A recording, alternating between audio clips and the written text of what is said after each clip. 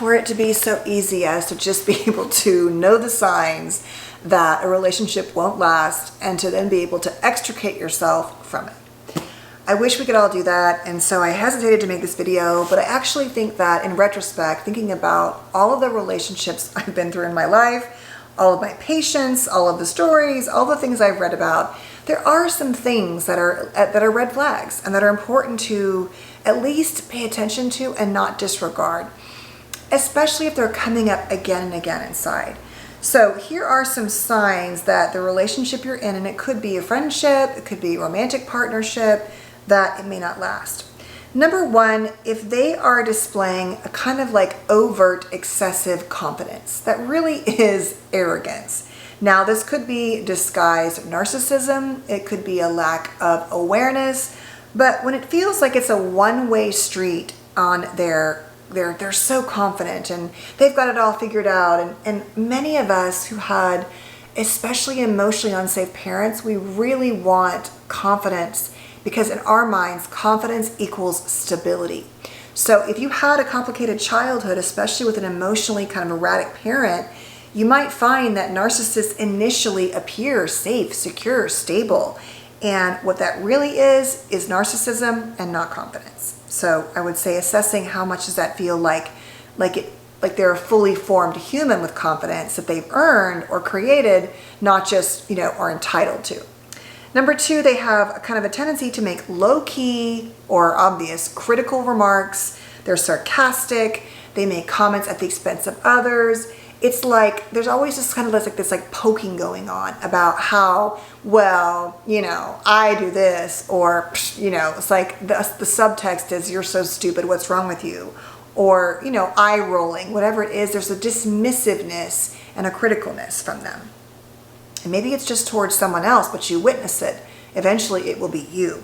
Number three, you're constantly questioning their intentions. Like, what are we? What is this about? What do you want from me? You just can never seem to be clear because they are confusing in how they convey their intentions towards you. So maybe they're really sporadic in how they text you or not, or they ask you out or not. And it's not just about a little season of life where they're going through something. It's just overarchingly confusing about, what do they really want from me? And that kind of goes to the next one is they're generally inconsistent with returning affection, phone calls. I know no one talks on the phone anymore, but text messages, plans. They don't reach out to you beforehand and set things up. They just kind of take your time for granted and expect that you'll be there or you'll be receiving their affection and love, whatever it is, when they feel like giving it to you. But it doesn't really feel safe and stable and consistent and predictable at all.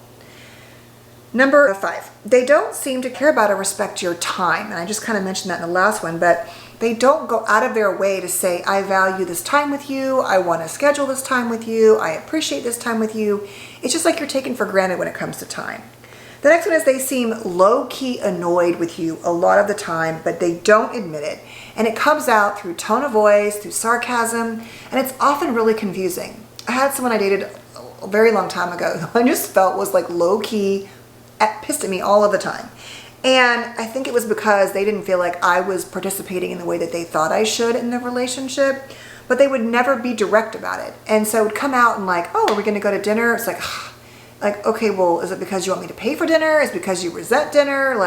And me growing up in the, a very Southern way and being older, I think there was some confusion there about that. But at the end of the day, it was just like, it grew and grew and grew to where it became very palpable and very clear that they were angry, not just annoyed. But in the beginning, it's like, why are you, what's wrong with you? What did I, and you're like, I didn't do anything wrong. We're having a good time. But they would have these little comments, and that's how you knew, or how I knew. The next thing is they seem to be consumed by the dynamics of their last relationship or their ex. So there's always a bad ex. It's always about they're crazy, they're the bad one, I did nothing wrong. There's no real ownership and a lot of blaming around the other partner. And that's the thing I'm saying. There's not a lot of yeah, but I did this, or they did that. It's always they're the bad guy, I'm the good guy. The next one is you can never really be yourself. You find yourself, holding back parts, not discussing certain topics, avoiding certain things, not doing that laugh you do or snort you do or whatever it is, or asking for the things that you need. And of course, in the beginning, we all send our, our advocate, our representative. None of us fully show up, let's say, in dating, really in any relationship, as our full selves. But eventually, over time, that should be increasing and growing. And if you find that you're just kind of you're kind of boundaried, you're guarded, or you feel like you'd be judged, and you don't let your real self evolve, that's a huge sign. And maybe you have great reasons for it, but at the end of the day, it's because you don't feel safe. The next thing is that the intimacy part, the chemistry part, is the strongest part of your relationship. And that's the main thing. And there's nothing wrong with that if that's all you want, or what you want, I should say. But if really the greatest part is the intimacy and the chemistry, and you're lacking friendship and companionship and shared ideals and values and goals, eventually that's going to fade, or it's just going to be one of those kind of relationships where that's all it is. And that's fine if that's what you want, but it's not great if you want more than that. So pay attention, because chemistry is important, but I just don't think it can be the only and the most important thing, because things evolve over time. The next one is the friendship element is missing. So that kind of goes along with that idea that the parts where you're just goofy together, or you have fun together, or you just nerd out, whatever it is, that doesn't really happen. It's all romantic and there's not much else going on. The next one is you fantasize about the life you could have with them, not about them. So, they're going to give you the idea of living in a little house with the kid, or they're going to be a traveling partner to travel the world with, or whatever it is, or you're going to be two powerhouse, executives. But it's more about the image, about what they're going to give you, and not about who they are and what they bring individually to the relationship. The next one is that intimacy feels controlled, conditional, a performance, or selfish. They say they care about your needs, like they've asked you, oh, well, tell me what you like. But they've said the sentence, but they don't follow through with what it would actually mean to be a co-creator of intimacy with you. Or it feels like if you don't, have intimacy on their schedule, they're going to be moody to you. They're going to be irritable with you. They're controlling around it. Anything around that. I don't care. Don't tell me about what people owe anybody. No one owes you anything, no matter what. And so, yes, people have needs. And I'm not talking about, relationships where there's intimacy, dry land for a million years. I'm just saying generally, the vibe is that intimacy has this coerced, conditional thing to it that you don't look forward to, that you think, oh, if I don't say yes, they're going to be moody, or I'm not allowed to say no. That's a problem. Or when you actually do engage, it just feels very one way and selfish. Not great. No matter what they're saying, you still end up feeling like, am I alone in this? And if you are alone in it, kudos to you. But if you're in a relationship and you want togetherness, not so good. You never feel good enough for them, and this is actually about you. So a lot of your own worthiness issues are showing up. But no matter what, you don't feel like you have the right outfit on, or you don't say the right things, or you didn't go to the right schools, or whatever it is, but a lot of it is coming from you. That might be about how they make you feel, but it might also be that you have this kind of predisposed belief about yourself, and that's kind of how you're showing up. The next two are that you do not like their family and friends, which is huge because that doesn't tend to get better.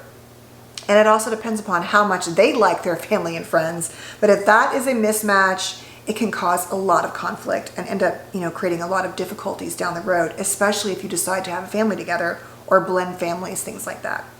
And the last one is you keep ignoring your gut. And so a good example of this might be that you on the surface, everything is fine. You're I don't know why I feel this way, but you're feeling some kind of way. And one of the ways it comes out is you're supposed to be in a happy relationship, but you listen to a lot of sad songs about broken love or hearts, or you watch a lot of sad movies. And, I'm someone who generally likes my kids, oh God, your music is so depressing.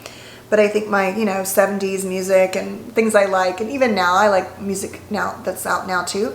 But I like a lot of deeper music. And so, but I was reflecting back on some relationships where I seem to be overly attached to certain albums around things not going well in the relationship that I should have known. I was really into Sarah McLachlan, and that was really depressing and should have been a sign. So anyway, if you think you should be happy, but you just can't figure out why you're not, maybe doing some more work, therapy, exploration, things like that. So happy to hear your thoughts and anything else you want to add.